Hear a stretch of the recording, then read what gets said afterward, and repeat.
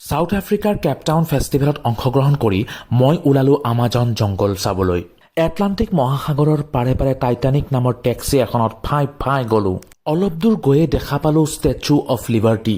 অলপ দূৰ গৈয়ে মুখামুখি হ'ল এটা হিংস্ৰ বনৰীয়া জন্তুৰ সৈতে, যিটো জন্তুৱে মোৰ দৰে পেটলাহ মানুহটোক কুত্তাৰ দৰে দৌৰাইছে। ভাবিলোঁ এই বাহিৰতে এই অৱস্থা আৰু আমাজন জংগলৰ ভিতৰত মোৰ কেনে অৱস্থা হ'ব। পাই গ'লোঁ আমাজন ফৰেষ্ট, আৰু আমাজন ফৰেষ্টৰ ভিতৰত যিমানেই সোমাইছোঁ সিমানেই অচিনাকি মাতবোৰে মোক যেন কাণৰ পৰ্দা ফাটাই পেলাব। হঠাৎ দেখা পালোঁ বগা হাতীৰ বৃহৎ জাক এটা, তাৰ লগে লগে বনৰীয়া মহৰ এটা ভয়ংকৰ জাক। হঠাৎ সন্মুখি হ'লোঁ এটা বৃহৎ সিংহৰ সৈতে।